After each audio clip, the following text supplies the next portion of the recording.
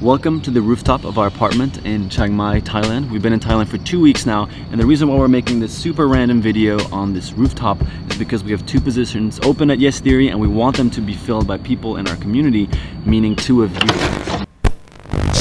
Disclaimer: what you're about to witness will hopefully explain how I got here.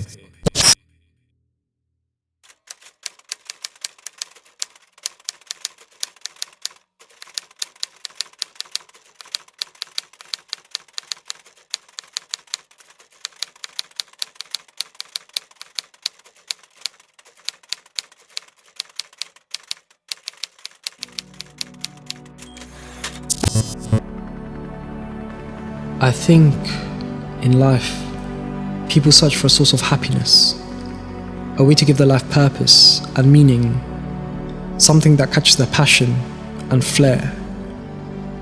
I was very lucky to have found that very early on in life, from somewhere very unexpected. When we first moved to the UK is when my life became almost a dream filled with infinite possibilities. I want to inspire even more people than I already do, and I love the message Yes Theory spreads and how it does it. The idea of saying yes to everything is one which makes anyone step out of their comfort zone. Thomas, Amar, Matt. I know you said you would prefer someone from America, but I think adding another culture to the mix will only enhance the Yes Theory movement. I believe that we all have a story in us. That story can be something that once happened to us, an event, something that changed our life. Or it may be our life story, what's happened to us along the way to make us who we are today. I remember you guys asked us one time, if you were 99 years old and on your deathbed and you were given one chance to come back to today, what would you do right now?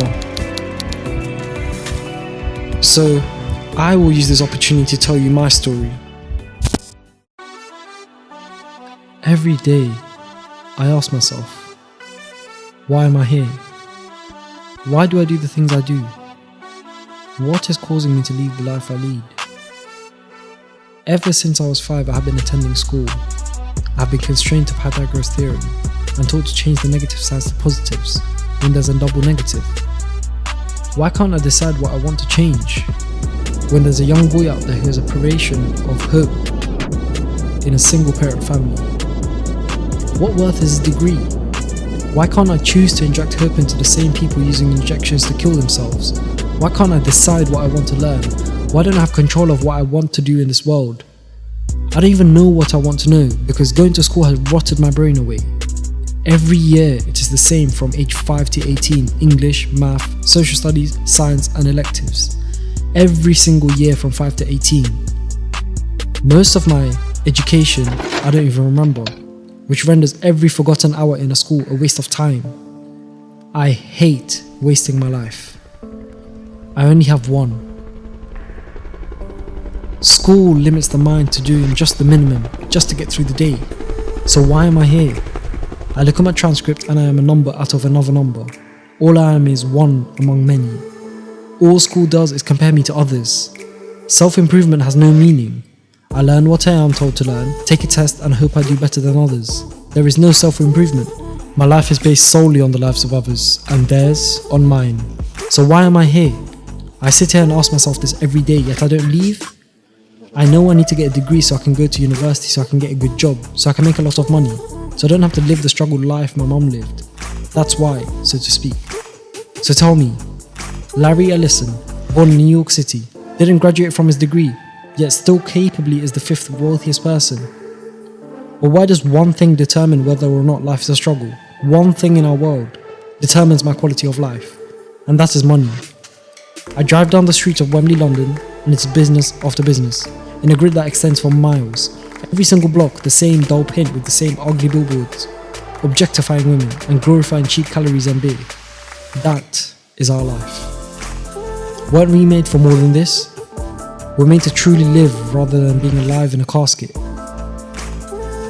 We are to develop our talent and embrace our beauty instead of chasing after the features which celebrities possess. So, I ask you, why am I here?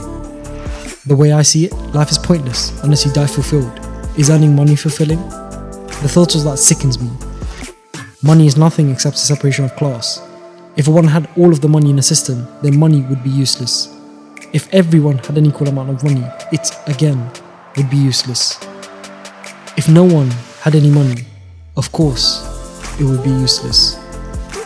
$180,000 a year is only an accomplishment if the majority of people around you are making less. I will not live my life comparing myself to others.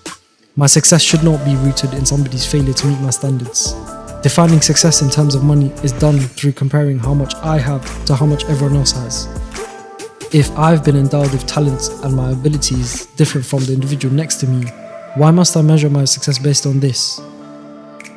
Why judge the quality of my life by comparing it to people who are worse off than I? Because that is all money is. A separation of class. A separation of those who live well and those who struggle. Sure, money buys food, money buys water. But it took me 19 years to realize that food grows naturally. Water flows naturally. Food and water are not products of cooperation, but they are gifts from the earth, and it's wrong to deny someone these gifts because they cannot afford it. It is wrong to charge for them. Why work long hours when I'm just scratching the surface of purpose? My life is not capital. My life is sacred. I should not have to sell my life, especially at a profit to someone else to live. I will not be a slave. I cannot work and be fulfilled. Sure, I could buy things, but what satisfaction does that bring? Every dollar I spend in an American corporation, they take it and starve a child thousands of miles away. And that is not a lifestyle I can subscribe to. I will not sell my life, my mind, my body, my soul, so others can suffer.